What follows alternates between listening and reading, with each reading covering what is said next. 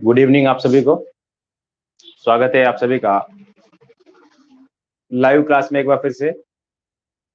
हम आज की कक्षा में मानचित्र के संदर्भ में विश्व की प्रमुख नदियों को पढ़ने जाएंगे। कौन कौन सी विश्व में नदियां हैं जो महत्वपूर्ण है, नक्शों में अक्सर जिसको भरने के लिए कहा जाता है, उन सभी नदियों को आज हम देखेंगे बारी बारी से। विश्व के जितने भी महाद्वीप है उन महाद्वीपों में बहने वाली प्रमुख नदियों को आज हम स्टार्ट करने वाले हैं। ठीक है, चलिए शुरू करते हैं। तो देखिए, आप सभी को पता है विश्व में नदियां जो होती है किसी न किसी स्थान पर सभ्यता का पालना कही जाती है। जहां जहां नदियां प्राचीन काल में थी वहां वहां सभ्यता विकसित हुई और उसके आसपास धीरे धीरे जनसमूह बढ़ा और धीरे धीरे वहां पर जनसंख्या का विकास हुआ। नगरों का, महानगरों का नदियों के समीप ही जो है विकास हुआ था। आप सभी इससे परिचित है। तो नदियां हमारे जीवन में महत्वपूर्ण स्थान रखती है। नदियां जहां होती है वहां मानव की बसावट पाई जाती है। उद्योग धंधे, इसके अलावा कृषि, व्यापार, जितनी भी सारी चीजें होती है वो सारी नदियों के किनारे पाई जाती है। आपको पता है भारत के संदर्भ में अगर देख ले हम, भारत का सबसे बड़ा विशाल जनसमूह जो पाया जाता है गंगा नदी की घाटी में पाया जाता है। तो इससे क्या मालूम होता है कि जो नदियां होती है वही नदियां किसी भी देश की अर्थव्यवस्था की बहुत बड़ी निशानी होती है कि वहां की अर्थव्यवस्था किस प्रकार की। अभी मान लीजिए यूरोप के संदर्भ में हम बात करते हैं तो एक नदी होती है राइन नदी यूरोप में। कौन सी नदी? राइन नदी। राइन नदी यूरोप की अर्थव्यवस्था की रीढ़ कहलाती है, कोयला नदी कहलाती है। यूरोप की जितनी भी अर्थव्यवस्था है, औद्योगिकरण जो यूरोप का है वो सारा कहाँ है? राइन नदी के इर्द गिर्द ही घूमता हुआ नजर आ रहा है। अनामिका जयमन ने क्या कहा है? सर आप कॉलेज से पढ़ा रहे हो? नहीं, मैं कॉलेज से नहीं पढ़ा रहा। नमस्ते भाई। चलिए शुरू करते हैं। देखिए, आप सभी को समझ में आ रही होगी जो बात मैंने कही है। तो हम शुरू करते हैं एशिया महाद्वीप से। कौन से महाद्वीप से? एशिया महाद्वीप जो हमारा महाद्वीप है उस महाद्वीप से हम शुरू करते हैं। एशिया महाद्वीप की कौन कौन सी नदियां हैं जिनके बारे में हमको जानना जरूरी है, जो हमारे लिए महत्वपूर्ण है। एक बार बता दीजिए सभी को, आवाज स्पष्ट आ रही है? सभी को बिल्कुल क्लियर दिखाई दे रहा है? एक बार कंफर्म कर दीजिए। रिया, मीना, सोनी, तनु जी, तनी सोनू जी जुड़ी हमारे साथ चौथा बरवाड़ा से। चलिए देखते हैं हम। सबसे पहली नदी जो एशिया की सबसे बड़ी नदी कही जाती है, आप सभी को पता है उस नदी का क्या नाम है? उस नदी का नाम है यांगसी नदी। क्या नाम है? यांगसी नदी। इसी नदी को यांग टीसी क्यांग नदी भी कहते हैं। यांग टीसी क्यांग नदी, या इसको चांग झियांग नदी भी कहते हैं। याद रख लेना, चांग झियांग नदी, यांगसी नदी, यांग टीसी क्यांग नदी, चांग झियांग नदी एशिया की सबसे बड़ी नदी है। एशिया की सबसे बड़ी नदी, एशिया की सबसे बड़ी नदी चांगजियांग नदी है, यांगटीसी नदी है, यांगटीसी क्यांग कह दीजिए, कुछ भी कह दीजिए, नाम अनेक है। चीन में है। कौन सी नदी है? देखिए कहां से निकलती है। यह नदी जो है निकलती है तिब्बत के पठार के पास में से निकलती है। कहां से निकलती है? तिब्बत के पठार के पास में से निकलती है ये नदी। देखिए आपको पता है एशिया में जितनी भी नदियां हैं अगर चीन के पठार से निकलती है तो या तो वो निकलेगी इधर की तरफ, पीला सागर में, दक्षिणी पूर्व चीन सागर में या पूर्वी चीन सागर में गिरेगी, या फिर अगर भारत के संदर्भ के, भारत के आसपास की नदियां हैं तो कहाँ गिरेगी? वो बंगाल की खाड़ी, अरब की खाड़ी में। और एक नदी जो है मेकांग नदी, वो कहाँ गिर जाती है? वो गिर जाती है आपकी थाईलैंड की खाड़ी में। ठीक है, चलिए अब देखते हैं यांगटीसी जो नदी है, यांगटीसी नदी तिब्बत के पठार से निकलती है। कहाँ है? देखिए तिब्बत का पठार आपको पता है बहुत बड़ा है। तिब्बत के पठार से निकल करके यह नदी कहाँ चली जाती है? पूर्वी चीन सागर में। कहाँ गिरती है ये? पूर्वी चीन सागर में। ये पूर्वी चीन सागर, मैंने सागर महासागर आपको जो पढ़ाया था उसी में बताया था कि पूर्वी चीन सागर यहाँ है, दक्षिणी चीन सागर यहाँ है। विश्व का सबसे बड़ा सागर कौन सा है? विश्व का सबसे बड़ा सागर कौन सा है? आप मुझे बता दीजिए जल्दी से। पूर्वी चीन सागर में ये नदी गिरती है। इस नदी का नाम है, इस नदी का क्या नाम है? थोड़ी सी नीचे है ये, यहाँ से इस नदी का क्या नाम है, यांगसी नदी। क्या नाम है, यांगसी नदी। तिब्बत के पठार से निकली है, तिब्बत के पठार से निकल करके कहाँ गई है, पूर्वी चीन सागर में ये नदी गिर गई है। और ये नदी पूर्वी चीन सागर में गिरने से पहले, पूर्वी चीन सागर में गिरने से पहले कितनी दूरी तय है, ये नदी दूरी तय करती है 6380 किलोमीटर। कितनी, 6380 किलोमीटर। ये नदी 6380 किलोमीटर लंबी है, एशिया की सबसे लंबी नदी है।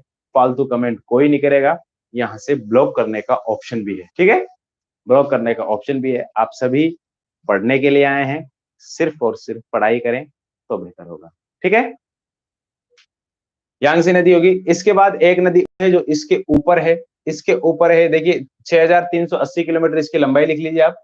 एशिया की सबसे लंबी नदी है। अब जो दूसरी नदी है उस नदी को कहते हैं हांगहो नदी। हुआंगहो नदी, क्या नाम है, हुआंगहो। किसी को अगर जल्दीबाजी समझ में नहीं आ रहा तो मुझे बता दीजिएगा। दूसरी कौन सी नदी है, हांगहो नदी, ठीक है। ये प्रशांत महासागर से पहले पूर्वी चीन सागर में गिरती है, ठीक है। प्रशांत महासागर आगे है, प्रशांत महासागर जो है वो आगे की तरफ है, उससे पहले काफी सारे सागर है यहाँ पर, ठीक है। उससे पहले यहाँ देखिए ये बोहाई की खाड़ी है, ये पूर्वी चीन सागर है, दक्षिणी चीन सागर है, थाईलैंड की खाड़ी है। प्रशांत महासागर बहुत ज्यादा आगे जाने के बाद आता है। अगर तट के समीप हम देखेंगे, तट के समीप सिर्फ और सिर्फ क्या मिलेगा हमको, कुछ खाड़ियां मिलेगी, कुछ छोटे सागर मिलेंगे। प्रशांत महासागर में डायरेक्ट नदी नहीं मिलेगी, ठीक है, ये ध्यान रखिएगा आप। प्रशांत महासागर में कोई सी भी नदी नहीं गिरती है, पूर्वी चीन सागर में गिरेगी, ठीक। कौन सी नदी है, यांगसी नदी। अब इसके बाद देखिए, इसके बाद हांगहो नदी बता रहा था। हांगहो नदी को चीन का शोक भी कहते हैं, चीन का शोक भी कहते हैं। और ये चीन की सबसे महत्वपूर्ण नदी है, चीन की सबसे महत्वपूर्ण नदी है, चीन का शोक कहलाती है। पीली नदी को पीली नदी भी कहते हैं। क्या नाम है इसका, पीली नदी, येलो रिवर। क्या नाम है इसका बोलो, हांगहो नदी है, चीन का शोक कहते हैं, पीली नदी है। ये नदी गुरुजी कहां से निकलती है, ये नदी भी निकलती है तिब्बत के पठार के पास। मैंने आपको बताया था एक पर्वत श्रेणी है, उसका क्या नाम है, क्युनलुन पर्वतमाला। क्या नाम है, क्युनलुन पर्वत। आपको मालूम होगा जब टेथिस सागर से हिमालय का निर्माण हो रहा था तो नीचे की तरफ तो हिमालय पर्वत बना था, बीच में अंतरा पर्वतीय पठार जिसको तिब्बत का पठार बोलते हैं उसका निर्माण हुआ। और उसके उत्तर की तरफ कौन सी पर्वत श्रेणी बनी थी, क्युनलुन पर्वतमाला। तो यह नदी जो है हांगहो, चीन का शोक या पीली नदी, ये नदी कहां से निकलती है, क्युनलुन पर्वतमाला से निकल करके यह नदी कहाँ गिर जाती है, यह नदी चली जाती है पीला सागर में। कहाँ गिरती है, यह नदी भी प्रशांत महासागर में नहीं जाएगी। किस सागर में निकले गिरेगी है, पीला सागर में। कौन सी सागर में, पीला सागर में, ठीक है। ये नदी गिर जाएगी पीला सागर में। कहां से निकली है, कुनलुन श्रेणी से। कहां से निकली है, कुनलुन श्रेणी से। ये कहां से निकली थी, तिब्बत के पठार से, कुनलुन पर्वत श्रेणी से ये नदी निकली थी। हांगहो नदी, क्या नाम है, चीन का शोक भी कहते हैं, पीली नदी भी कहते हैं। कहां गिर जाती है गुरुजी, पीला सागर में। कहां गिर जाती है, पीला सागर में, ध्यान रखिएगा।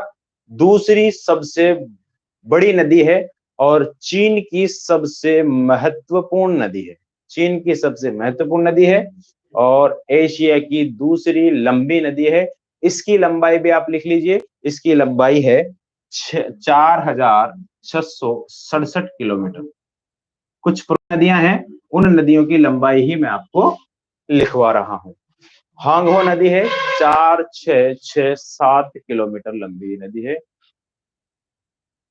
हाँ बिल्कुल सही बात है, बकवास नहीं करनी। ये स्टूडेंट है हमारा गौरव मीना, बहुत ज्यादा उग्र है ये, क्योंकि इसको पता है कि कुछ बच्चे क्लास डिस्टर्ब करने के लिए यहाँ पर आते हैं।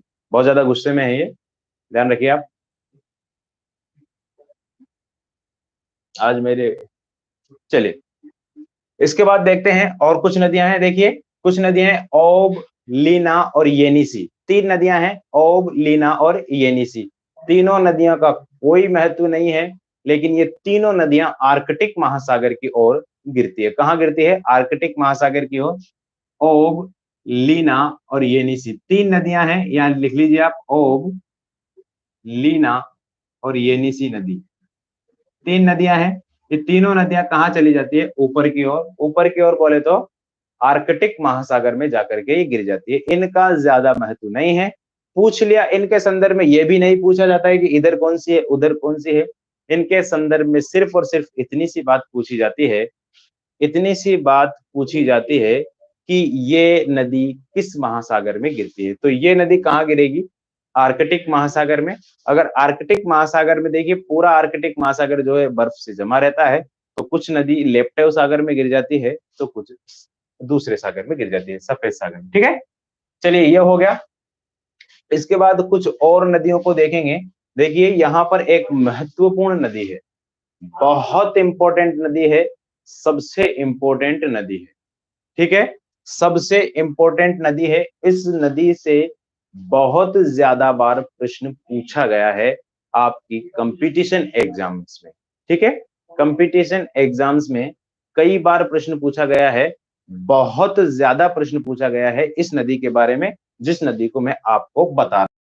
इस नदी को कहते हैं मीकांग नदी। क्या नाम है इस नदी का? नाम मीकांग नदी। क्या नाम है बोलो? मीकांग नदी। इस नदी को पूर्वी एशिया, ये कह सकते हैं दक्षिणी पूर्वी एशिया की गंगा कहा जाता है। क्या नाम है बोलो? इस नदी का नाम मीकांग नदी है। क्या नाम है?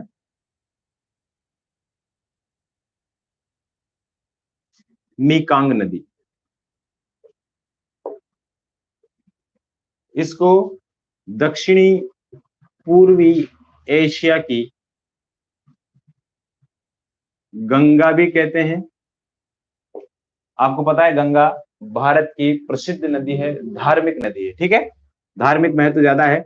इसके अलावा इसी नदी को दक्षिणी पूर्वी एशिया की रीड भी, सॉरी, दक्षिणी पूर्वी एशिया की डेन्यूब भी कहा जाता है। डेन्यूब नदी यूरोप की एक बहुत ज्यादा महत्वपूर्ण नदी है। ठीक है, कौन सी नदी है? एशिया की गंगा भी कहते हैं और एशिया की डेन्यूब भी कहते हैं। यह भी कहां से निकलती है गुरुजी? यह नदी भी निकलती है तिब्बत के पठार से। आपको पता है तिब्बत का पठार बहुत बड़ा है। तिब्बत के पठार से आपके देखिए यांगसी नदी निकल रही है, मीकांग नदी भी यहीं से निकल रही है, और सिंधु, और आपको पता है ब्रह्मपुत्र नदी भी तिब्बत के पठार से निकलती है। तो कहां से निकलेगी? लिख लीजिए यहाँ पर, तिब्बत के पठार से ये नदी निकलेगी। अब देखिए इसके बारे में जो पूछा जाता है, इसके बारे में जो प्रश्न पूछा जाता है वो क्या पूछा जाता है? इसके बारे में प्रश्न यही पूछा जाता है कि मीकांग नदी निम्न में से किस देश में नहीं बहती है? निम्न में से किस देश में नहीं बहती? ऐसा कभी भी नहीं पूछा जाता कि निम्न में से किस देश में बहती है। इसके संदर्भ में प्रश्न क्या पूछा जाता है कि मीकांग नदी निम्न में से किस देश में नहीं बहती है? देखिए यह नदी सबसे पहले तिब्बत में बहती है, फिर चीन में बहती है, फिर कंबोडिया में जाती है, फिर लाओस में जाती है। ठीक है, और उसके अलावा वहां पे कौन सा देश है? चीन हो गया, कंबोडिया हो गया, लाओस हो गया, और थाईलैंड में जाती है। कौन सा देश है वहां पे? थाईलैंड में जाती है। तो ये 3-4 देश है, इन नदियों में, ये इन देशों में ये नदी बहती है। लेकिन क्या पूछा जाता है कि इसमें ऑप्शन दिया जाता है, यहीं पर 2 देश और है। ये नीचे वाला जो देश है इसको कहते हैं मलेशिया, और एक देश इधर है जिसको कहते हैं वियतनाम। तो ये नदी जो है वियतनाम, क्या नाम है देश का? वियतनाम और मलेशिया, इन दोनों देशों में नहीं बहती है। तो इसका याद रखना आप, इसके बारे में कई बार प्रश्न पूछा गया है, और बच्चे क्या है, इसको हमेशा गलत करते हैं। क्या करते हैं बच्चे? इसको हमेशा गलत करते हैं। इन देशों में ये नदी बहती है। इसमें म्यांमार भी है। क्या नाम है इसका? म्यांमार भी है, जिसको बर्मा कहते थे हम। म्यांमार में भी ये नदी बहती है। म्यांमार आपको यहीं पर मिल जाएगा, पास में ही। तिब्बत का पठार, फिर चीन, फिर म्यांमार, फिर लाओस, कंबोडिया, और इसके अलावा थाईलैंड में ये नदी बहती है। वियतनाम और मलेशिया में ये नदी नहीं बहती है। तो याद रखिएगा, इस पर, इससे संबंधित प्रश्न आपका गलत नहीं होना चाहिए। ठीक है, इससे संबंधित प्रश्न आपका नहीं होना चाहिए गलत। ठीक है, ये बात समझ में आएगी। मीकांग नदी की दक्षिणी पूर्वी एशिया की गंगा भी कहते हैं, दक्षिणी पूर्वी एशिया की डेन्यूब भी इस नदी को कहा जाता है। चलिए साहब, और देखते हैं कौन सी नदी है इसके अलावा।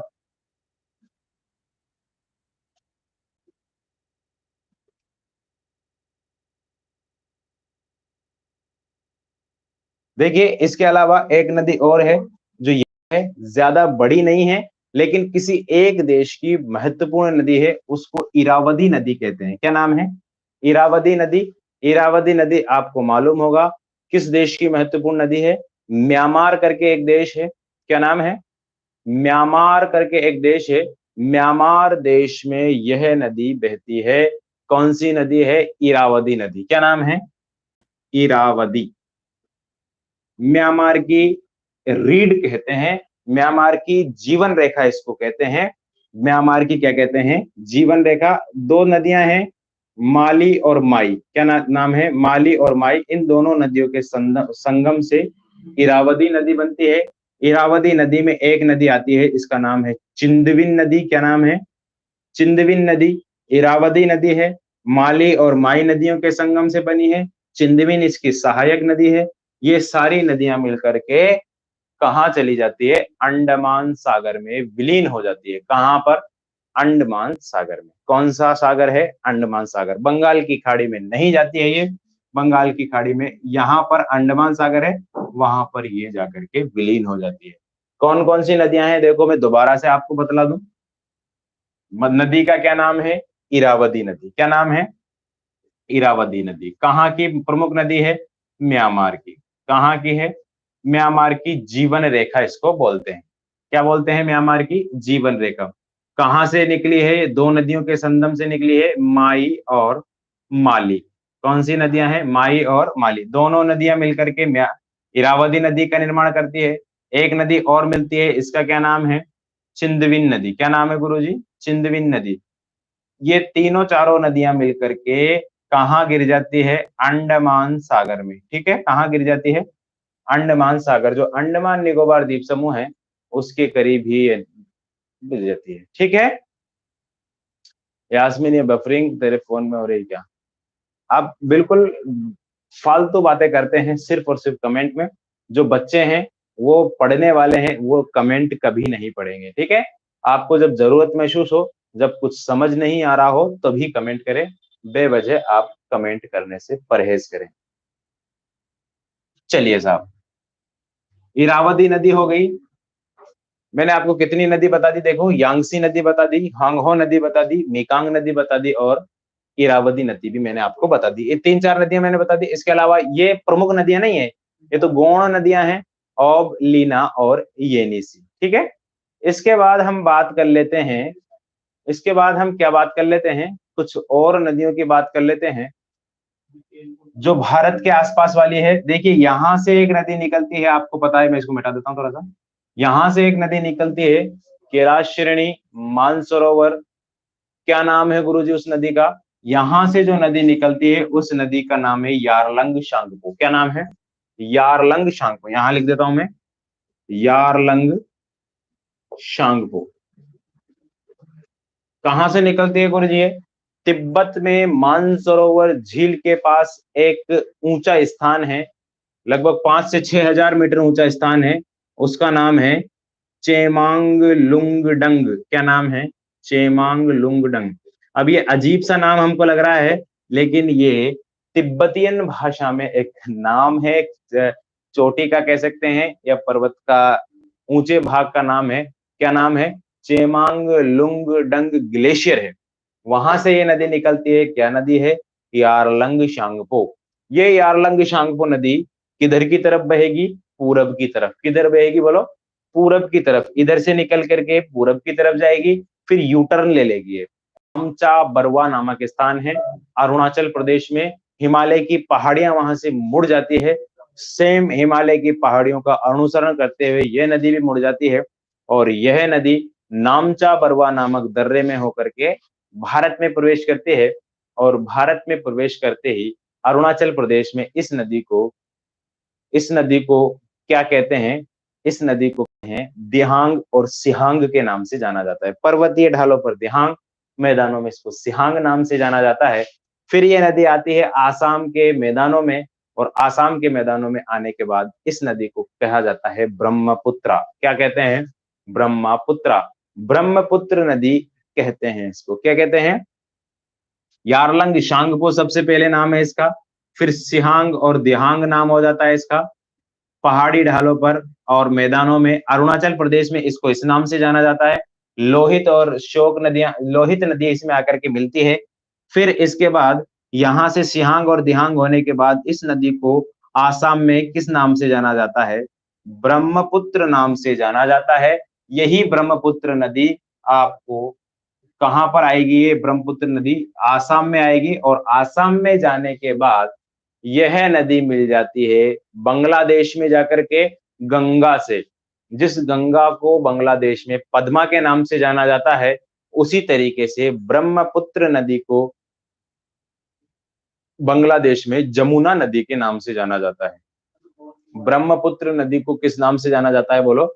जमुना नदी के नाम से जाना जाता है। जमुना नदी और पद्मा नदी दोनों मिलकर के पद्मा के नाम से आगे बढ़ती है। उसमें एक नदी मिलती है मेघना, और ये सारी नदियां मेघना के नाम से बह करके बंगाल की खाड़ी में विलीन हो जाती है। बंगाल की खाड़ी में विलीन हो जाती है। इतनी बात आपके मेरे ख्याल से समझ में आ गई होगी।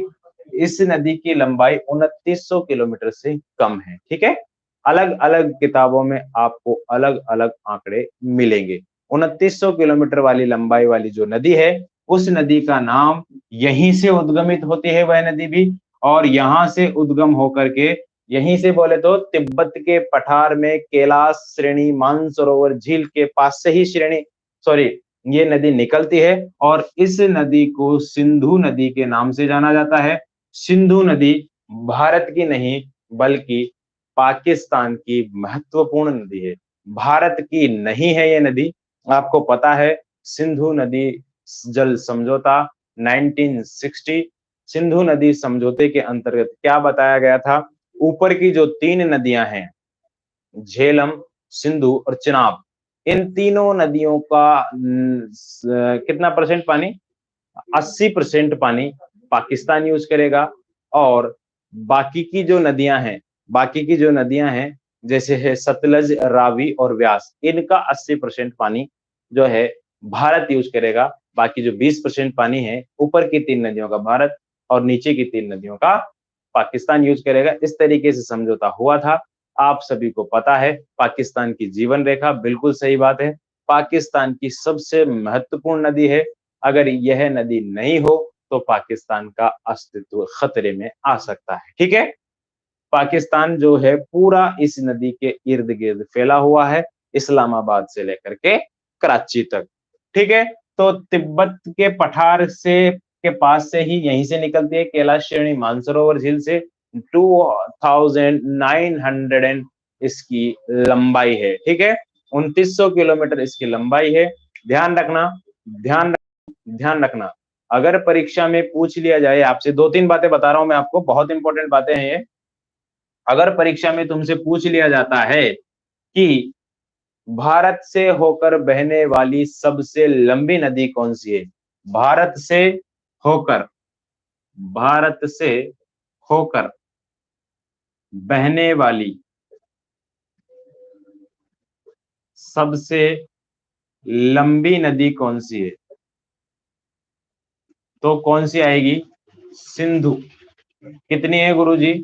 2900 किलोमीटर। आपको ये आंकड़े हो सकता है कुछ किताबों में अलग मिले, अलग अलग किताबों में हो सकता है आपको कुछ लंबाई के संदर्भ में अलग अलग मिले, लेकिन आपको उद्गम का स्थान और मुहाना ये एक जैसा ही मिलेगा। ठीक है, अलग अलग विद्वानों ने इसकी अलग अलग लंबाई बताई है, क्योंकि हो सकता है, देखिए नदी जो होती है ना, नदी की लंबाई फिक्स नहीं रहती कभी भी, क्योंकि नदी अपना क्षेत्र बदलती रहती है, बड़ा अपने क्षेत्र का विस्तार करती रहती है, इसलिए नदी की लंबाई जो है बढ़ती रहती है हमेशा। ठीक है, हो सकता है कुछ इलाकों में नदी वहां से घूम करके आती थी, किसी इलाके में घूम करके आती थी, लेकिन वहां से रास्ता बन गया और उसने शॉर्टकट इस्तेमाल कर लिया, तो नदी की लंबाई वहां पे कम हो जाती है। इसलिए अलग अलग विद्वानों ने अपनी जो है शोध के अनुसार अलग अलग लंबाइयां मानी है। मैं जो आपको आंकड़े बतला रहा हूं, ये आंकड़े आपके लूसेंट बुक में दिए हुए हैं। ठीक है, चलिए, तो ये 2900 किलोमीटर लंबी है। तो भारत से होकर बहने वाली सबसे लंबी नदी है। भारत में बहने वाली सबसे लंबी नदी, भारत में बहने वाली सबसे लंबी नदी, याद कर लीजिएगा आंकड़ों को, सबसे लंबी नदी, इस नदी को कहते हैं गंगा नदी। आप सभी को खूब मालूम होगा गंगा नदी। कुछ किताबों में इसका आंकड़ा दिया हुआ है 2550 किलोमीटर, कुछ किताबों में इसका आंकड़ा दिया हुआ है 2525 किलोमीटर। जो आपको उपयुक्त लगे वो आंकड़ा आप लिख सकते हैं। अगर यहां से आपको संतुष्टि नहीं मिली, इंटरनेट पर देख सकते हैं, अलग अलग किताबों के माध्यम से आप देख सकते हैं, दोनों ही सही है, गलत कुछ नहीं है। ठीक है, चलिए साहब, ये भी आंकड़ा सही है और ये भी आंकड़ा सही। लेकिन अगर आपसे पूछ लिया जाए कि पूर्णतया भारत में बहने वाली सबसे लंबी नदी, पूर्णतया भारत में बहने वाली सबसे लंबी नदी कौन सी है, जो पूरी तरीके से भारत में, देखिए गंगा नदी का मामला ऐसा है, गंगा नदी पूरी तरीके से भारत में नहीं बहती। गंगा नदी का उद्गम भारत से होता है, गंगा नदी बहती भारत में है, लेकिन गंगा नदी लास्ट स्टेज में बांग्लादेश में चली जाती है। तो ये अंतरराष्ट्रीय नदी होगी, बोले तो भारत और दूसरे देश में बहती है। अब प्रश्न ऐसे आएगा कि पूर्णतया भारत में बहने वाली सबसे लंबी नदी कौन सी है, पूरी तरीके से भारत में बहने वाली नदी। तो पूर्णतया भारत में बहने वाली सबसे लंबी नदी की बात कर लेते हैं अगर, तो वो हो जाती है गोदावरी नदी। दक्षिणी भारत की गंगा कहते हैं, वृहद गंगा कहते हैं, बूढ़ी गंगा कहते हैं। ठीक है, तो ये नदी जो है गंगा नदी, वो यहां से निकलती है शिवालिक श्रेणी से, और शिवालिक श्रेणी उत्तराखंड से निकलती हुई उत्तर प्रदेश होती हुई, बिहार होती हुई, पश्चिम बंगाल से जाकर के बांग्लादेश में चली जाती है। फिर बात करते हैं गोदावरी नदी की, दक्षिण भारत की सबसे बड़ी नदी है। तो गोदावरी नदी आपको पता है नासिक से निकलती है, महाराष्ट्र का एक जिला है, नासिक की त्र्यंबक पहाड़ियों से निकलती है, वहां से निकल करके नासिक होती हुई, सॉरी, महाराष्ट्र के बाद आपका तेलंगाना, और जो है तेलंगाना के बाद आंध्र प्रदेश में होते हुए डेल्टा बनाती है। गोदावरी नदी डेल्टा चावल के लिए प्रसिद्ध है। ठीक है, चावल के लिए ये नदी प्रसिद्ध है, और इसके डेल्टा को केजी डेल्टा के नाम से जाना जाता है। ठीक है, क्या नाम है इसके डेल्टा का, केजी डेल्टा। क्या नाम है, केजी, क्योंकि इसी के पास एक नदी और है कृष्णा नदी, और इस नदी का नाम है गोदावरी नदी। केजी डेल्टा का मतलब क्या होता है, कृष्णा और गोदावरी नदी का डेल्टा। इतनी बात अगर आपके समझ में आ गई है, तो आपको क्या लिखना है, जल्दी से आपको कमेंट में वाई लिखना है। इतनी बात आपके समझ में आ गई हो तो जल्दी से कमेंट बॉक्स में वाई लिख दीजिए, फिर आगे का देखते हैं क्या मामला है। आगे और नदियां देखते हैं, जल्दी से कमेंट बॉक्स में आप वाई लिख दीजिए।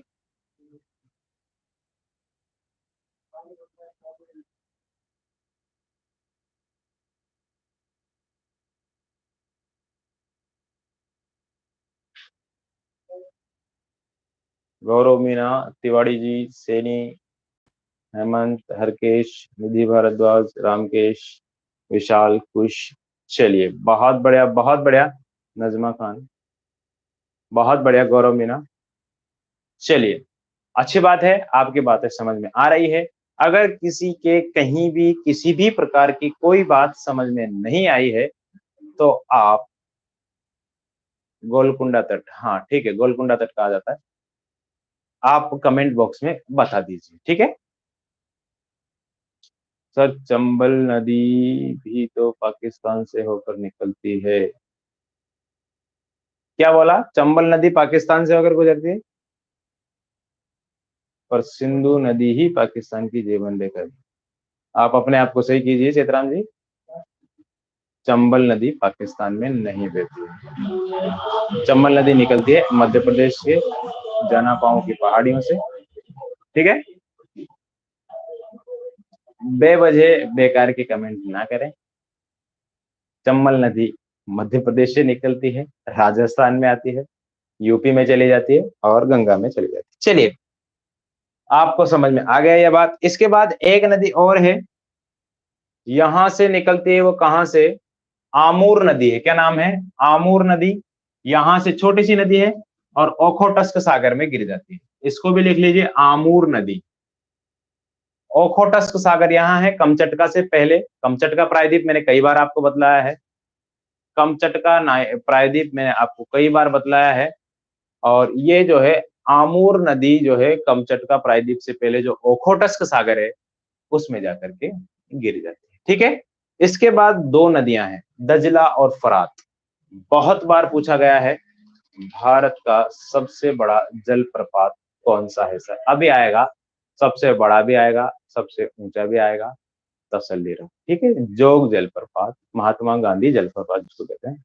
चलिए, हाँ क्या बता रहा था मैं? दो नदियां हैं, दजला और फरात नदी। ठीक है। फरात नदी सबसे लंबी है। ठीक है। दोनों नदियों में से देखिए यहां से निकलती है फरात नदी, और इसमें बगदाद का एक सॉरी इराक का एक शहर है, वहां से निकलती है, बगदाद से। उसका क्या नाम है? फरात दजला नदी। दजला नदी है और यहां से निकलती है फरात नदी। फरात नदी निकलती है आर्मेनिया की गांठ से। कल बताया था मैंने आपको, आर्मेनिया का पठार बताया था ना, वही वाला आर्मेनिया का पठार है। यहां से नदी निकलती है आर्मेनिया के पठार से, फरात नदी, उसमें मिलती है दजला नदी। दोनों नदी मिलकर के कहाँ विलीन हो जाती है? फारस की खाड़ी में। बोलो कहाँ हो जाती है? फारस की खाड़ी में। ठीक है। फारस की खाड़ी में फरात नदी, दजला नदी दोनों मिल जाती है। ये दोनों नदियां बहुत बड़ी सभ्यता जो प्राचीन काल की थी, मेसोपोटामिया सभ्यता, उसकी जनक कही जाती है, क्योंकि दजला और फरात नदियों के किनारे ही मेसोपोटामिया सभ्यता का उद्गम हुआ था। बोलो इतनी बात अगर आपके समझ में आ गई है, इतनी बात अगर आपके समझ में आ गई है, तो फटाफट से वीडियो को लाइक कर दीजिए। सिर्फ और सिर्फ 15 ही है। जल्दी से आप लाइक कर दीजिए। 50+ लोग आप यहाँ पर देख रहे हैं, इसलिए वीडियो के लाइक्स बहुत कम हैं, ये अच्छा संकेत नहीं है। चलिए, दजला और फरात नदी होगी। इसके बाद दो छोटी छोटी नदियां हैं। कितनी है? दो छोटी छोटी नदियां हैं, आमू दरिया और सर दरिया। कई बार प्रश्न पूछा गया है, कई बार प्रश्न पूछा गया है। दो नदियां हैं, आमूर दरिया और सर दरिया। आमू दरिया और सर दरिया। देखिए यहाँ पर आपको अरल सागर पता है, आमू दरिया और सर दरिया यहीं पर है। आमू दरिया ऊपर है, सर दरिया नीचे है। ये नदियां निकलती है त्यानशान पर्वतमाला से। और आपको पता है आमू दरिया जो है किर्गिस्तान, तजाकिस्तान, उज्बेकिस्तान, कौन कौन से किस्तान है? किर्गिस्तान, तजाकिस्तान, उज्बेकिस्तान और किर्गिस्तान, 3 देशों में बहती है। जबकि सर दरिया कहाँ कहाँ बहती है? कजाकिस्तान में भी बहती है, किर्गिस्तान, उज्बेकिस्तान, ताजिकिस्तान। ठीक है। मैं लिख देता हूं इसको ताकि आपको कंफ्यूजन ना हो।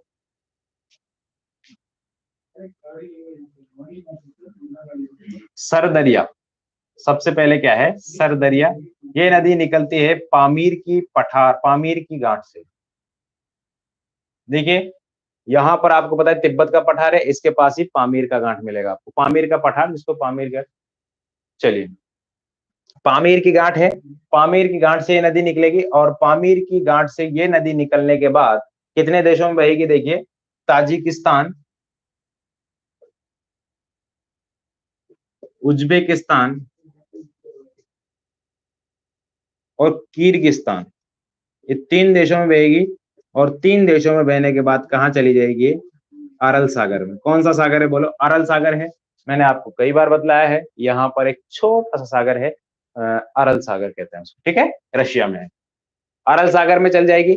फिर इसके बाद आमू दरिया है। आमू दरिया, आमू दरिया ये त्यानशान पर्वत से निकलती है। त्यानशान पर्वत से निकलती है। और ये नदी भी ताजिकिस्तान, उज्बेकिस्तान, किर्गिस्तान और कजाकिस्तान, 3 तो ये है, ताजिकिस्तान, उज्बेकिस्तान, किर्गिस्तान, और चौथा क्या है? कजाकिस्तान। इन सभी देशों में बहने के बाद ये नदी भी कहाँ गिर जाती है?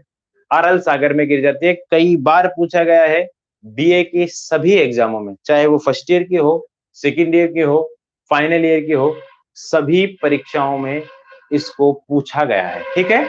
सभी परीक्षाओं में इसको पूछा गया है, इसलिए आमू दरिया और सर दरिया को आप हमेशा याद रखें। एक तो निकलती है सर दरिया तो निकलती है पामीर की गांठ से, आमू दरिया निकलती है त्यानशान पर्वतमाला से। यहीं पर त्यानशान, कुनलुन, इधर हिंदू कुश, इधर हिमालय, पामीर की गांठ से निकलने वाली पर्वत श्रेणियां है, ठीक है। और कहाँ गिर जाती है? अरल सागर में। बात समझ में आ रही है भाई?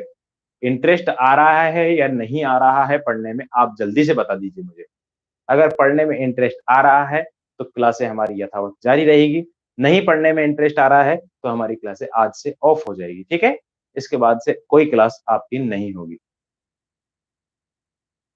जल्दी से बता दीजिए, अगर पढ़ने में इंटरेस्ट आ रहा है तो क्लासें इसी तरीके की जारी रहेगी। मुझे ऐसा लग रहा है कि कुछ लोग जो है माहौल खराब करने के लिए आ रहे हैं। इतनी सारी नदी है, इतना सारा पानी है, फिर भी लोग कहते हैं पानी वेस्ट मत करो। मैंने एक शेर कहा था, आपको मालूम है? मैंने एक शेर कहा था, आपको याद है? नदी ढूंढती है समंदर को जाने क्यों, नदी ढूंढती है समंदर को जाने क्यों, पानी को पानी की ये कैसी प्यास है।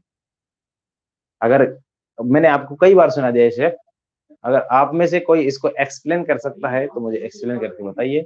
नदी ढूंढती है समंदर को जाने क्यों, पानी को पानी की ये कैसी प्यास है। चलिए, इतनी बात होगी, गजला और फरात होगी। देखिए, ये जो अरब प्रायद्वीप है, अरब प्रायद्वीप नदियों के मामले में जो है बहुत गरीब है, ठीक है ना। अरब प्रायद्वीप में कोई नदियां, क्योंकि आपको पता है रेगिस्तान है, रेगिस्तान में कोई नदी नहीं पाई जाती, ठीक है। मजे आ रहे हैं सर पढ़ने में? आप कंटिन्यू चलिए। चलिए, बहुत बढ़िया, ऐसे ही क्वेश्चन पूछना चाहिए। मैं एक्सप्लेन कर, हाँ एक्सप्लेन कीजिए। चलिए साहब, एक्सप्लेन कीजिए जिसको आता है। इसके बाद देखिए, यहाँ की नदियां लगभग पूरी होती है। एक नदी यहाँ से यूराल पर्वतमाला से निकलती है, जिसको यूराल नदी कहते हैं। यूराल पर्वतमाला से एक नदी निकलती है और कैस्पियन सागर में चली जाती है। ये कैस्पियन सागर है, ठीक है।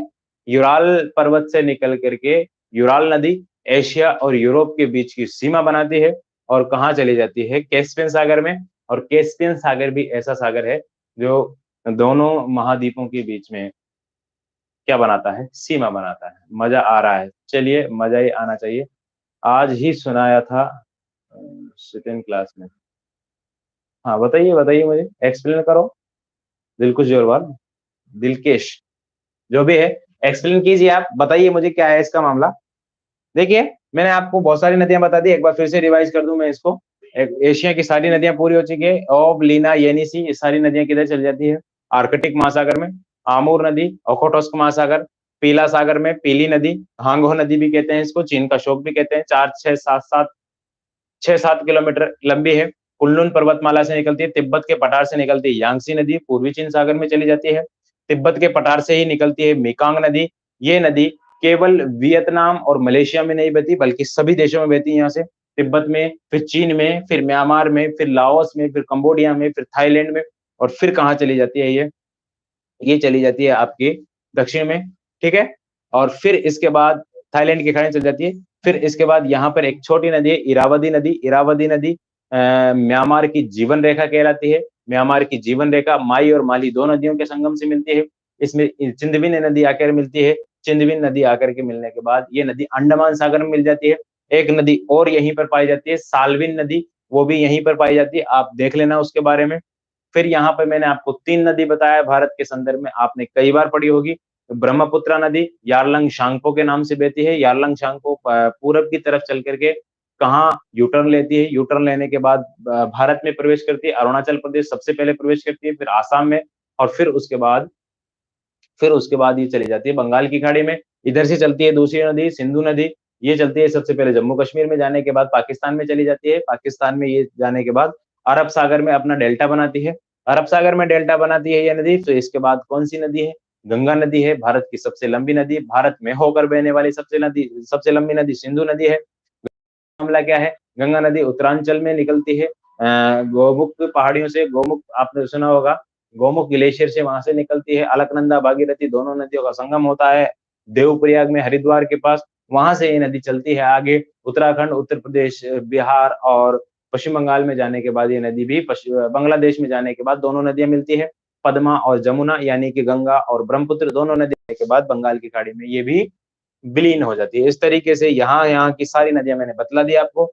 गोदावरी नदी है, नासिक से निकलती है। गोदावरी डेल्टा बनाती हुई कहाँ चली जाती है? ये बंगाल की खाड़ी में चली जाती है। इसके बाद यहाँ मैंने आपको दो नदियां बताई, फरात नदी और दजला नदी। फरात नदी आर्मेनिया की गांठ से निकलती है।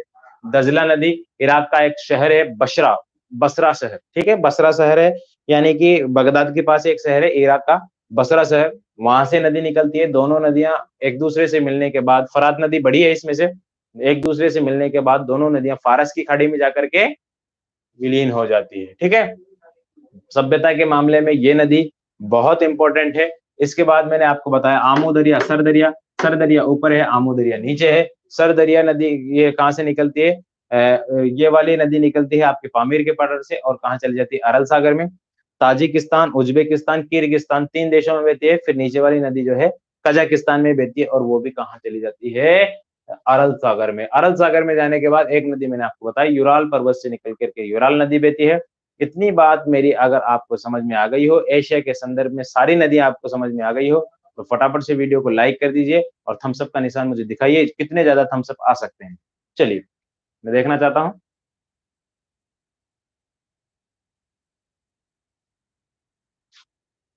चलिए, इसके बाद हम यूरोप महाद्वीप के कुछ नदियों को देखते हैं। यूरोप महाद्वीप की कुछ नदियों को देखते हैं। शुभम वर्मा भी आई है। चलिए, शुभम वर्मा भी जुड़ी है हमारे साथ। बहुत बहुत शुक्रिया आपका भी जुड़ने के लिए। हाँ, चलिए, बहुत बढ़िया। ना चल रहा लाली, कहा ना चल लो? उमाशंकर शर्मा। चलिए, और नदी देखते हैं। देखिए, यूरोप की सबसे बड़ी नदी कौन सी? यूरोप की सबसे बड़ी नदी है वोल्गा नदी। वोल्गा नदी है। वोल्गा नदी कैस्पियन सागर में जाकर के गिरती है। किधर गिरती है? कैस्पियन सागर में। वल्दाई पर्वतमाला से निकलती है। कहां से निकलती है? वल्दाई पर्वतमाला से। नाम क्या है नदी का? वोल्गा। क्या नाम है? वोल्गा नदी है। वल्दाई पर्वतमाला से निकलती है। यूरोप की सबसे बड़ी नदी, सबसे लंबी नदी है यूरोप की। क्या है? सबसे लंबी नदी है वोल्गा नदी। इसकी लंबाई लिख लीजिए आप, कितनी है? 3687 किलोमीटर। ठीक है, 3687 किलोमीटर। वल्दाई पर्वतमाला, वोल्गा नदी, कैस्पियन सागर में जाकर के विलीन हो जाती है। बोलो, बात समझ में आ रही ना इतनी? थोड़ी देर में हम क्लास खत्म कर देंगे यूरोप की नदियां बता करके। हो सकता है आज आपको इंटरेस्ट नहीं आ रहा होगा, क्योंकि आज तादाद मुझे बहुत कम नजर आ रही है। सिर्फ 37 लड़के या लड़कियां इसको देख रहे हैं, केवल और केवल। पिछली कुछ क्लासों में हमारे 90, 95, 100 के करीब बच्चे लाइव देखते थे इसको। इसलिए मुझे ऐसा लगता है कि आप इंटरेस्ट नहीं ले रहे हैं। मैंने सिर्फ ये क्लासेस सिर्फ और सिर्फ आप ही के लिए प्रोवाइड करवाई है, बाकी मेरे भी पढ़ने का काम है। खैर, मर्जी आपकी है। इसके बाद एक और नदी निकलती है यहाँ से, डेन्यूब नदी। डेन्यूब नदी काला सागर में जाकर के गिर जाती है। लिख लीजिए आप, डेन्यूब नदी। ठीक है, ये नदी बहुत इंपॉर्टेंट है यूरोप के मामले, यूरोप के संदर्भ में। एक नदी निकलती है, राइन नदी। क्या नाम है? राइन नदी। काला सागर, सॉरी, ये ब्लैक फॉरेस्ट उससे निकलती है। ये राइन नदी जो है, राइन नदी यूरोप की बहुत इंपॉर्टेंट नदी है। राइन नदी का मामला ऐसा है कि यूरोप की अर्थव्यवस्था का आधार है, यूरोप की अर्थव्यवस्था की रीढ़ है, यूरोप की सबसे व्यस्ततम नदी है। इस नदी को काली नदी भी कहते हैं, इस नदी को कोयला नदी भी कहते हैं। बहुत ज्यादा इंपॉर्टेंट है। दुनिया में ऐसी कोई सी भी नदी नहीं है जो इतनी व्यस्त है जितनी की राइन। ठीक है, दुनिया की ऐसी कोई सी भी नदी नहीं है जो इतनी व्यस्त है जितनी की राइन नदी है। राइन नदी का उद्गम कहां से होता है गुरुजी? राइन नदी जो है, इसका उद्गम होता है उत्तरी स्विट्जरलैंड के आसपास से। ठीक है, यहाँ पर एक देश है छोटा सा, बहुत खूबसूरत देश है, स्विट्जरलैंड। स्विट्जरलैंड से यहाँ से उत्पन्न, सॉरी, उद्गम होकर के यह नदी ऐसे बहती है ऊपर की तरफ। ठीक है, उत्तर की तरफ बह करके यहाँ कौन सा सागर है? बताइए, जल्दी से बताइए, यहाँ कौन सा सागर है? यहाँ कौन सा सागर है और यहाँ कौन सा सागर है? मैंने आपको बतलाया है, यहाँ सागर है उत्तरी सागर। कौन सा सागर है यहाँ पर? उत्तरी सागर। और उत्तरी सागर में जाकर के ये नदी मिल जाती है। ठीक है, उत्तरी सागर में जाकर के ये नदी मिल जाती है। नाम क्या है इसका? राइन नदी। बहुत महत्वपूर्ण नदी है। ठीक है, लिख लीजिए इसको भी। इसके बाद हम देखते हैं यहाँ पर एक नदी है, पो नदी। क्या नाम है? पो नदी। एड्रियाटिक सागर में मिल जाती है ये पो नदी। इटली की महत्वपूर्ण नदी है, छोटी नदी है लेकिन इटली की महत्वपूर्ण नदी है। नाम क्या है? पो, सिर्फ पो। क्या नाम है? पो नदी। You can attend complete class. हाँ ठीक है, पो नदी इटली की महत्वपूर्ण नदी है। कहाँ से आती है ये? इटली से आती है। कहाँ चली जाती है? ये चली जाती है एड्रियाटिक सागर में। कहाँ चली जाती है ये? एड्रियाटिक सागर में चली जाती है। यहाँ एड्रियाटिक सागर है। ठीक है, इटली की पो नदी है ये। इसको इटली की गंगा भी कहते हैं। ठीक है, ध्यान रखना इस बात को। एक नदी यहाँ पर मिलेगी आपको लंदन में, बोले तो ब्रिटेन में। उस नदी का क्या नाम है?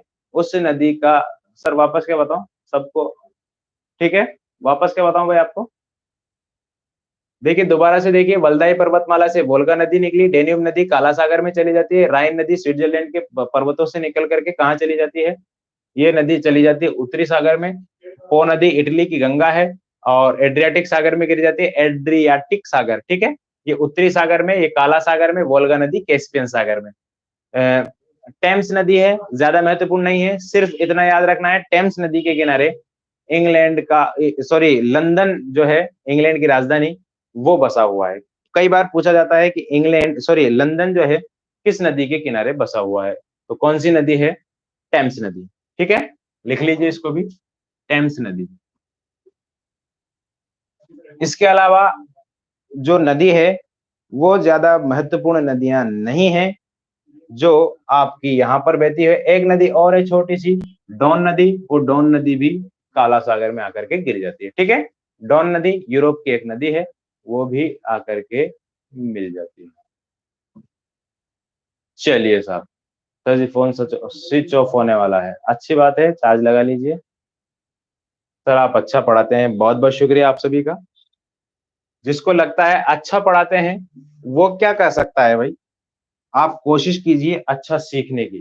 ठीक है, आप कोशिश कीजिए जैसा आपको बतलाया जा रहा है वैसा सीखने की। आप कोशिश कीजिए प्रश्न पुटअप करने की। आप कोशिश कीजिए उस चीज को अपने अंदर उतारने की, ताकि आप तरीके का ज्ञान दूसरों को दे सकें। ठीक है,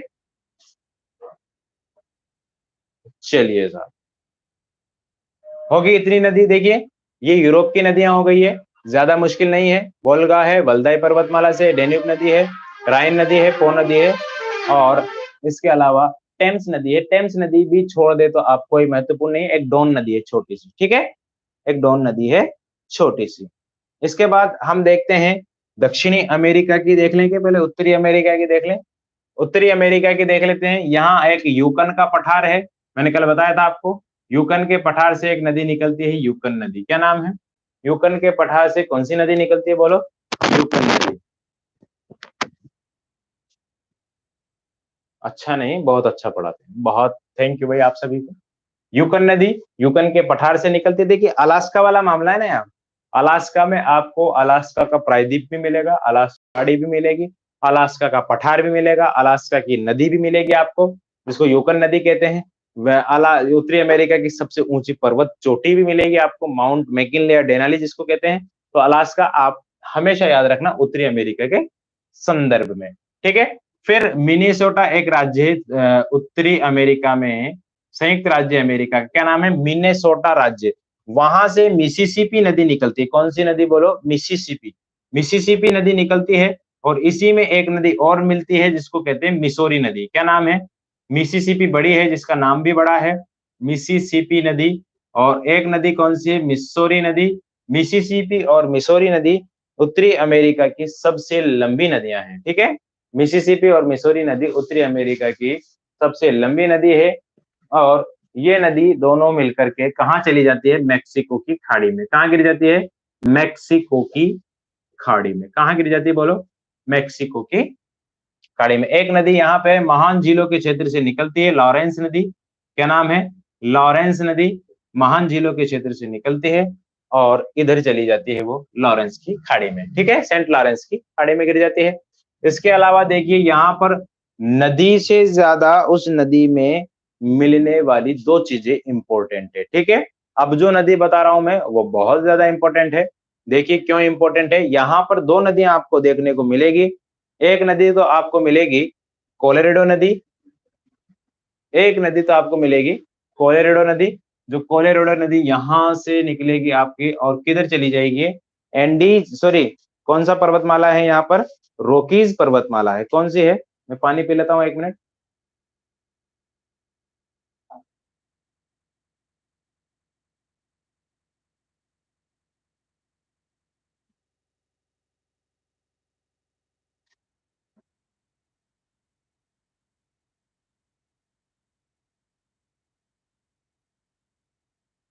हाँ, यहाँ से देखिए कोलोराडो नदी है, कोलोराडो के पठार से निकलती है, रॉकीज पर्वतमाला को पार करके किधर गिर जाती है, इधर प्रशांत महासागर में चली जाती है। और इस नदी का देखिए, इस नदी पर दो बांध बनाए गए हैं, वो दोनों बांध इंपॉर्टेंट है, ठीक है। एक तो है ग्रांड कुली बांध और एक है हुवर बांध। इन दोनों नदियों के बारे में ये बांध पूछे जाते हैं। और ये कोलोराडो नदी जो है ये विश्व प्रसिद्ध है। इसको मिटा देता हूं मैं।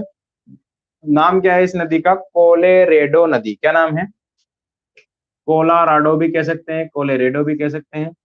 कोलोराडो नदी है, यह नदी विश्व प्रसिद्ध गार्ज का निर्माण करती है। विश्व प्रसिद्ध कैनियन कह सकते हैं या गार्ज कह सकते हैं। कैनियन बड़ा रूप होता है गार्ज का। किसको कहते हैं गुरु जी ये, देखिए नदी जब ऊपर से गिरती है तो जहां पर नदी गिरती है वहां पर खड्डा कर देती है और खड्डा बहुत बड़ा हो जाता है तो उसको गार्ज कहते हैं। और बहुत विस्तृत वो खड्डा हो जाता है तो उसको कैनियन कहा जाता है। तो ये जो नदी है विश्व प्रसिद्ध कैनियन का निर्माण करती है। और वो कैनियन कहाँ है, विश्व प्रसिद्ध कैनियन आपको मिलेगा आपको इस नदी में, कोलोराडो के यहाँ पर, ठीक है। रॉकीज पर्वतमाला को पार कर करके ये नदी चली जाती है, ठीक है।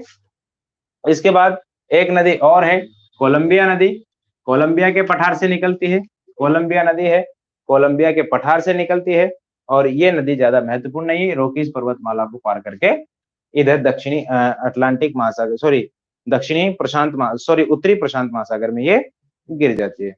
इसके अलावा और कोई इंपॉर्टेंट नदी नहीं है।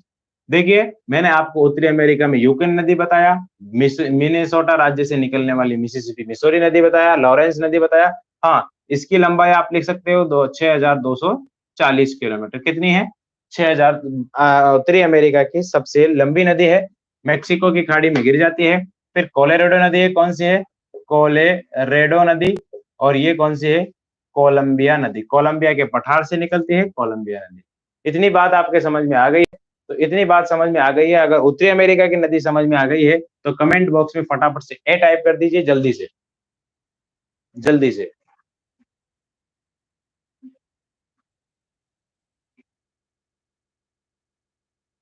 फिर मैं आपको एक शेर सुनाऊंगा, जल्दी से बताओ।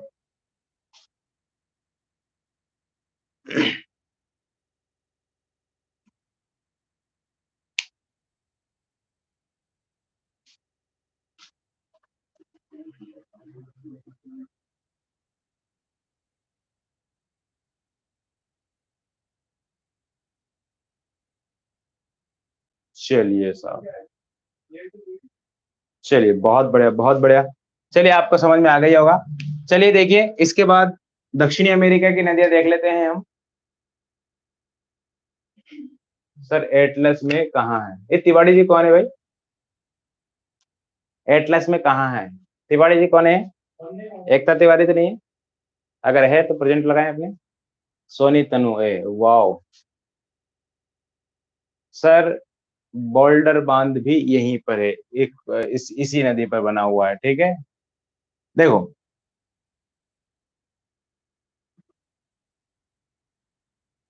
यहां पर आपको पता है कौन सी पर्वतमाला है, एंडीज पर्वतमाला। कौन सी पर्वतमाला है, एंडीज पर्वतमाला। तो एंडीज पर्वतमाला चूंकि ऊंची है, चलिए बहुत बढ़िया। एंडीज पर्वतमाला चूंकि ऊंची है,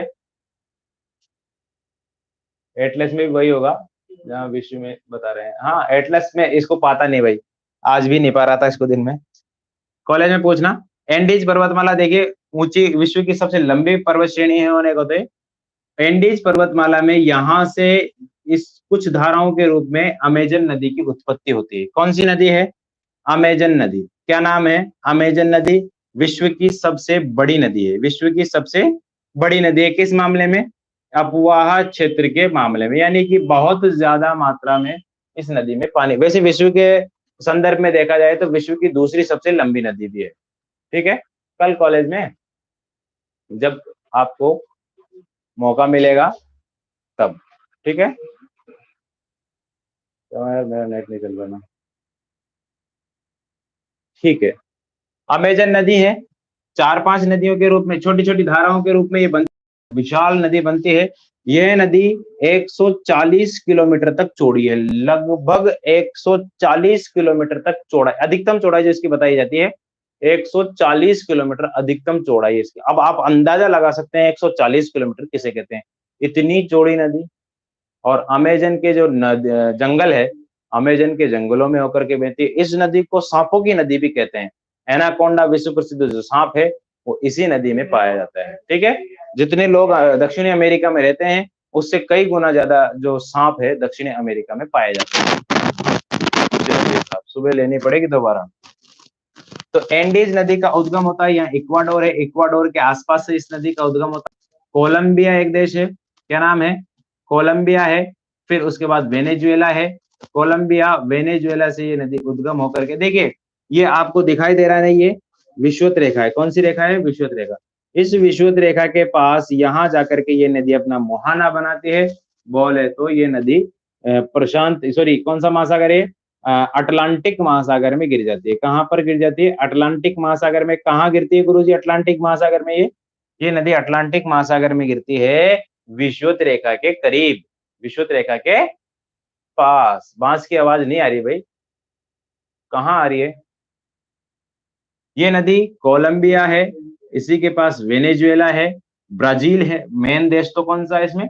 ब्राजील। ब्राजील की मुख्य नदी है, यहां से निकल करके इधर की तरफ बहती है ऐसे। ठीक है, यानी कि पश्चिम से पूरब की तरफ। देखिए कई बार नदियों का दिशा भी पूछ ली जाती है कि फला नदी किस दिशा में बहती है, फला नदी किस दिशा में बहती है, तो कई बार पूछ लिया जाता है ये, तो इसको भी ध्यान रखिएगा, पश्चिम से पूरब की तरफ बहती है। इसी के बाद एक नदी और है यहाँ पर, ओरेनिको नदी।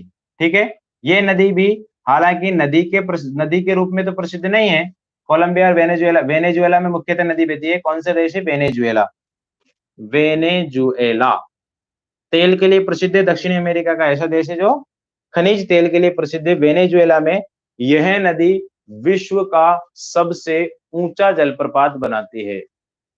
ठीक है, यह नदी विश्व का सबसे ऊंचा जलप्रपात, क्या नाम है उस जलप्रपात का?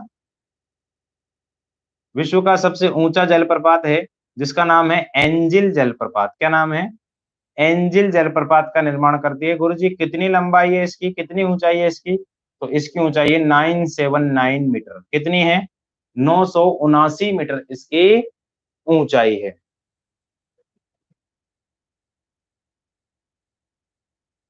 अंजिल, हाँ। ये डेविड टिंकर कौन है भाई? अपना असली नाम बताइए कौन है? ठीक है, वेनेजुएला जो है विश्व का सबसे ऊंचा जलप्रपात बनाती है वेनेजुएला में। नदी का नाम क्या है? ओरेनिको नदी। ओरेनिको, क्या नाम है? ओरेनिको नदी है। फिर इसके बाद यहाँ पर एक पराना नदी है, एक पराग्वे नदी है, जो ज्यादा इंपॉर्टेंट नहीं है। याद रखना चाहो तो आप याद रख लीजिए। पराग्वे में बहती है पराना नदी, पराग्वे, उरुग्वे और बोलीविया में बहती है पराना नदी। क्या नाम है? पराना। ठीक है, तो इस मामले में यहाँ पे पराग्वे, पराना और एक देश यहाँ है उरुग्वे। उरुग्वे नदी भी है भाई। ठीक है, ये छोटी छोटी नदियां हैं, इनके बारे में भी अगर आप लिखना चाहो तो लिख सकते हैं। ठीक है, ये इतनी नदियां हैं जो दक्षिणी अमेरिका की महत्व, इसके अलावा कोई नदी नहीं है जो ज्यादा महत्व की है। ठीक है, अच्छा साहब, हो गया काम? चलो, हो गया तो ठीक है। अब देखिए कुछ हमारा एक महाद्वीप और रह गया, ये इस महाद्वीप की नदियों को भी देख लेते हैं हम। विश्व की सबसे लंबी नदी कौन सी है बताइए आप? विश्व की सबसे लंबी नदी।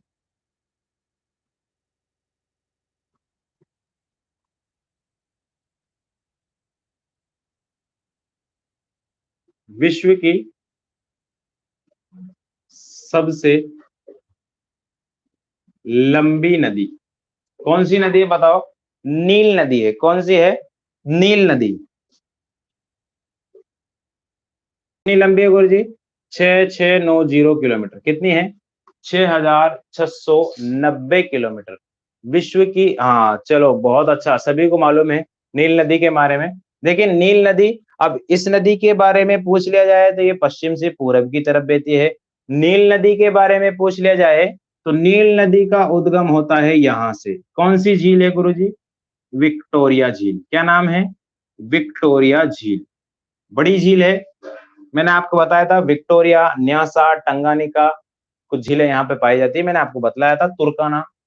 ये नदी यहाँ से निकल करके भ्रंश घाटी में बहती है। कौन सी घाटी में? भ्रंश घाटी, रिफ्ट वैली कहते हैं उसको। विश्व की सबसे लंबी भ्रंश घाटी है। यह नदी इस तरीके से बहती है, यानी कि दक्षिण से उत्तर की तरफ। किधर बहती है बोलो? दक्षिण से उत्तर की तरफ। ठीक है, दक्षिण से उत्तर की तरफ ये नदी बहती है। और दक्षिण से उत्तर की नदी तरफ बहने के दौरान यह नदी, देखिए ये जो विक्टोरिया झील है, दो देश है, एक तो है युगांडा और एक क्या है? तंजानिया। इन दोनों देशों के बीच में है ये। इस नदी के आगे चल के इसमें तुर्काना झील आती है। क्या नाम है? तुर्काना झील। और इस नदी पर यहाँ पे मिस्र में एक बांध बनाया गया है, बहुत इंपॉर्टेंट बांध है। उस बांध का नाम आप लिख लीजिए, आसवान बांध। क्या नाम है? आसवान बांध। क्या नाम है? आसवान बांध इस पे बनाया गया है। और आसवान, अब देखिए बांध बनाया गया है तो बांध जहां बनाया जाता है उसके पीछे एक झील का निर्माण हो जाता है। किसका निर्माण हो जाता है? एक झील का निर्माण हो जाता है। तो जहां बांध बनता है उसके पीछे एक झील का निर्माण हो जाता है। तो इससे किस झील का निर्माण हुआ है? नासिर झील का निर्माण हुआ है। किस झील का? नासिर झील। ठीक है, नासिर नाम की झील है, वो भी मिस्र में है। यह नदी डेल्टा बनाती है जाकर के भूमध्य सागर में। कहाँ बनाती है? भूमध्य सागर में जाकर के ये नदी गिर जाती है। चापाकार डेल्टा के लिए प्रसिद्ध है। ठीक है, अग्रवर्धी डेल्टा जिसको बोलते हैं उसके लिए प्रसिद्ध है ये नदी। इसी नदी के लिए हेरोडोटस नामक जो विद्वान है, इतिहास के पिता है, भूगोल के संदर्भ में ऐतिहासिक भूगोल के पिता है, उन्होंने क्या कहा था कि मिस्र नील नदी का उपहार है। डेल्टा शब्द का सबसे पहले जो प्रयोग किया था वो किसने किया था? किसने किया था भाई? हेरोडोटस ने किया था। ठीक है, तो ये नदी है नील नदी। और इसके अलावा देखिए एक बहुत महत्वपूर्ण नदी है, तीन नदियां बता रहा हूं मैं। इन तीन नदियों को आप बिल्कुल अच्छी तरीके से समझ लेना, याद रख लेना इन नदियों को। ठीक है, देखिए कौन कौन सी नदियां हैं। देखिए सबसे पहले एक नदी है कांगो से निकलती है। क्या नाम है इसका? कांगो देश है यहाँ पर, दक्षिणी सॉरी अफ्रीका के बीचों बीच में। रिपब्लिक कांगो, गणराज्य, चेक गणराज्य कांगो जिसको बोलते हैं, वहां से ये नदी निकलती है, उत्तर की तरफ जाती है, वापस इधर की तरफ आती है और कहाँ गिर जाती है? इधर की तरफ। ठीक है, यानी कि यह नदी बोले तो कांगो नदी विषुवत रेखा को दो बार काटने वाली नदी है। ध्यान रख लेना, विषुवत रेखा को दो बार काटने वाली सल जल डमरू, क्या ये ज्वार नद मुख किसे कहते हैं? बहुत अच्छा सवाल किया है। देखिए ज्वार नद मुख किसे कहते हैं, उसे तो सब जानते हैं, भगवान राम को। चलिए ज्वार नद मुख भी समझ लीजिए भाई, ज्वार नद मुख किसे कहते हैं। अच्छे सवाल कीजिएगा तो आपको जवाब मिलेगा, फालतू सवाल कीजिएगा तो आपको पता है क्या समझा जाता है उसको। देखिए ज्वार नद मुख किसे कहते हैं, बहुत अच्छा सवाल किया है। देखिए कोई नदी जो है, कोई नदी जब भ्रंश घाटी में बहती है, मैदानों में नहीं बहती, तो आपको पता है दो पहाड़ों के बीच में जब नदी बहेगी तो पहाड़ों के बीच में वो ज्यादा अवसाद इकट्ठा करके नहीं ले जा सकती। अगर नदी मैदानों में चलती है ना भाई, नदी जब मैदानों में चलती है तो कूड़ा कंकर बजरी पत्थर अवसाद जिसको कहते हैं, वो अवसाद की मात्रा ले जा करके कहाँ वो फिट कर देती है उसको, उसको वो जमा कर देती है सागर के किनारे पे या कह सकते हैं कि नदी के मुहाने पे, उससे बनता है डेल्टा। उसको क्या कहते हैं? डेल्टा। लेकिन जब इसके विपरीत होता है, नदी जब पहाड़ों के बीच में सकड़ी घाटी में बहती है, तो उसके पास ले जाने के लिए, परिवहन करने के लिए ना तो मिट्टी होती है, ना बजरी होती है, ना कंकड़ होते हैं, ना पत्थर होते हैं, ना ही कोई कचरा होता है।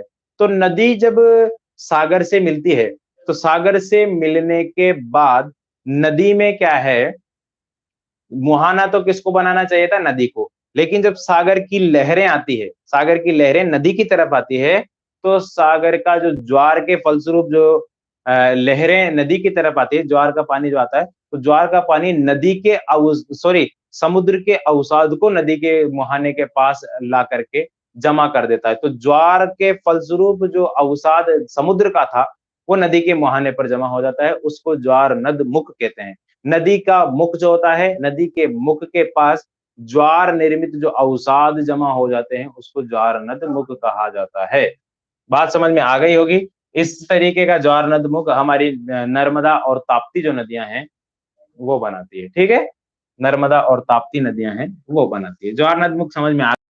सागर है, सागर में अवसाद है, नदी है, नदी में अवसाद नहीं है। सागर में क्या होते हैं? ज्वार उत्पन्न होते हैं, ज्वार उत्पन्न होने के फलस्वरूप बहुत सारे जो सामान है, अवसाद है, वो किसकी तरफ जाएंगे? नदी की तरफ।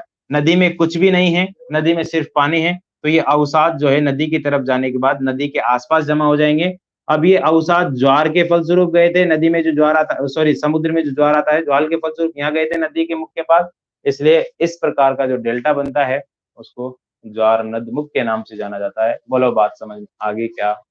बोलो बात समझ में आगे क्या? तिवारी जी की बात समझ में आगे क्या भाई? अगर तिवारी जी की बात समझ में आ गई है तो आगे चलें।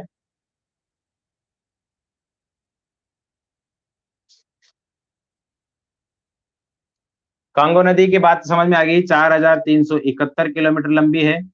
ये अफ्रीका की दूसरी लंबी नदी है। विषुवत रेखा को 2 बार काटती है। ठीक है, विषुवत रेखा को 2 बार काटती है। नदी का नाम क्या है? कांगो नदी। इसके बाद एक नदी और ध्यान रखना, इस नदी का नाम है लिम्पोपो नदी। क्या नाम है इसका? लिख लो, लिम्पोपो। लिम्पोपो। लिम्पोपो नदी ऐसी नदी है जो यहां से निकलती है अफ्रीका के जोहानसबर्ग से। कोई, सॉरी, सोने की खान है अफ्रीका में, क्या नाम है? जोहान्सबर्ग या जोहानसबर्ग जिसको बोलते हैं। अफ्रीका की राजधानी भी है साउथ अफ्रीका की। यहाँ ये नदी निकलती है। ये नदी यहाँ से निकलने के बाद देखिए इस तरीके से जाती है। ये तो इधर से इधर की तरफ आई थी, यानी कि पूरब से पश्चिम की तरफ आई थी। ये जाती है पश्चिम से पूरब की तरफ, यानी कि सबसे पहले ऊपर जाएगी, ऊपर के बाद, ऊपर बोले तो उत्तर की तरफ जाएगी, उत्तर जाने के बाद नीचे उतरेगी और ये चल जाएगी आपके डेल गोवा की खाड़ी में। कहाँ जाएगी ये? डेल गोवा की, डेल गोवा की खाड़ी में। देखिए मैंने आपको बताया था, डेल गोवा की खाड़ी, शायद मैंने आपको जब खाड़ियां पढ़ाई थी, तो मैंने इधर की तरफ बता दी होगी आपको। यहाँ पर डेल गोवा की खाड़ी, डेल गोवा की खाड़ी मोजाम्बिक चैनल के नीचे है। ठीक है, यहाँ उसको करेक्ट कर लीजिएगा, करेक्शन कर लीजिएगा। जहां मैंने डेल गोवा की खाड़ी आपको बताया था, वहां सेंट हेलेना की खाड़ी पाई जाती है। इसी के ऊपर वाल्विश की खाड़ी पाई जाती है। ठीक है, लिख लो आप, वाल्विश की खाड़ी। यहाँ पाई जाती है सेंट हेलेना की खाड़ी, और वहां पाई जाती है डेल गोवा की खाड़ी।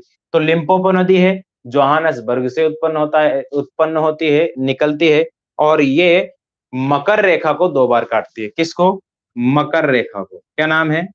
मकर रेखा को 2 बार काटने वाली नदी कौन सी है? 2 बार काटने का मतलब है, एक बार मकर रेखा को पार कर जाती है, फिर दोबारा जब मुहाने की तरफ जाती है, तो एक बार फिर से मकर रेखा को इसको पार करना पड़ता है। तो ध्यान रखिएगा, युगा इस जो ये कांगो नदी जो है, ये विषुवत रेखा को 2 बार काटती है, और इसके अलावा जो लिम्पोपो नदी है, ये मकर रेखा को 2 बार काटती है। हमारे भारत में छोड़ो, हमारे राजस्थान में, हमारे राजस्थान में माही नदी है। कौन सी नदी है? माही नदी। वो कर्क रेखा को 2 बार काटती है। ठीक है, माही नदी चूंकि विश्व के संदर्भ में छोटी नदी है, इसलिए मैंने आपको बतलाया नहीं। माही नदी ये कर्क रेखा को 2 बार काटती है, कर्क रेखा को। ठीक है, तो विषुवत को कौन सी काटती है? विषुवत को काटती है कांगो नदी 2 बार। लिम्पोपो, सॉरी, मकर रेखा को कौन सी काटती है? लिम्पोपो नदी। और कर्क रेखा को कौन सी काटती है? माही नदी। ठीक है, इन तीनों नदियों को आप याद रख लीजिएगा, ठीक है। इसके अलावा एक छोटी सी नदी है जाम्बेजी नदी, जाम्बेजिया से निकल करके मोजाम्बिक चैनल में चल जाती है, नाम लिख लीजिएगा, जाम्बोजी नदी, जाम्बोजी नदी। एक नदी और है, नाइजीरिया से निकलती है, नाइजर नदी, नाइजीरिया और नाइजर देशों में बहती है, नाइजर नदी है। नाइजर, यह नदी जो है गिनी की खाड़ी में गिर जाती है, किधर गिर जाती है, गिनी की खाड़ी में, जो प्रायद्वीप भाग से निकलती है वो प्रायद्वीपीय नदियां कहलाती है। हाँ ठीक है, प्रायद्वीपीय भाग से निकलती है प्रायद्वीपीय नदियां कहलाती है, अच्छी बात है, सही बात है। चलिए, ये सारी नदियां हैं, समझ में आ गई होगी आपके। इसके अलावा एक महाद्वीप और बच रहा है हमारे, वो महाद्वीप है ऑस्ट्रेलिया। ऑस्ट्रेलिया में कोई ज्यादा महत्वपूर्ण नदी नहीं है, एक नदी है जिसके दो छोटी छोटी नदियों से मिलकर के बनती है, दोनों नदियां इंपॉर्टेंट है, उस नदी का नाम है मरे डार्लिंग नदी। क्या नाम है, मर्रे और डार्लिंग नदी। लिख देता हूं मैं, यहां लिख देता हूं मैं, कौन सी नदी है, मर्रे और डार्लिंग नदी, दोनों संयुक्त नदी है, जैसे मिसिसिपी और मिसौरी नदी है, इस तरीके से मर्रे और डार्लिंग नदी है।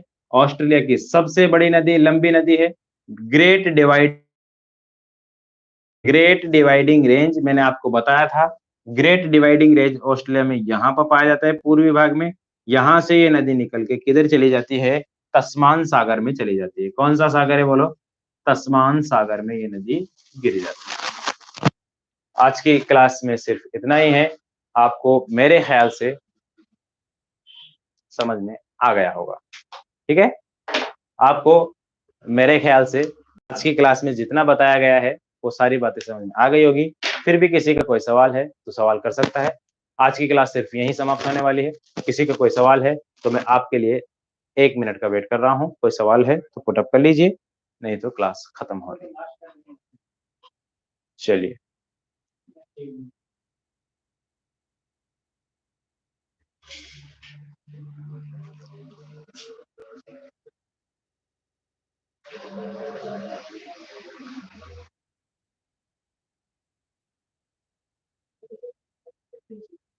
आगो,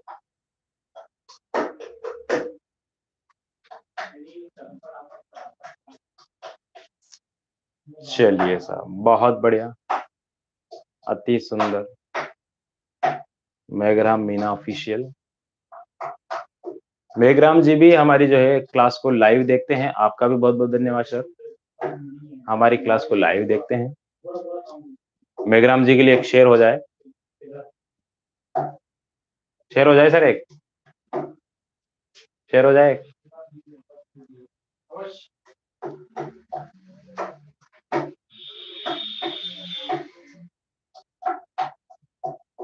गोदावरी नर्मदा ताप्ती नदी,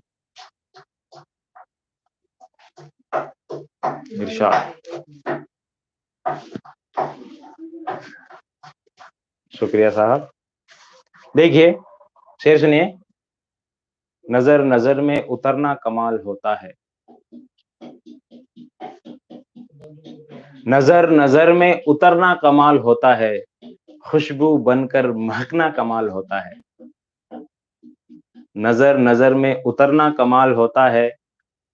बहुत ताजा शेर सुना रहा हूं मैं आपको, नजर नजर में उतरना कमाल होता है, खुशबू बनकर बिखरना कमाल होता है, बुलंदियों पर, बुलंदी कहते हैं ऊंचाइयों पर, बुलंदियों पर पहुंचना कोई कमाल नहीं, बुलंदियों पर ठहरना कमाल होता है, बुलंदियों पर ठहरना कमाल होता है। तो आज की क्लास में सिर्फ इतना ही, मिलेंगे आपसे कल 9 बजे, तब तक के लिए मुझे दीजिए इजाजत और आप आराम से गुड नाइट करके सोइए। धन्यवाद।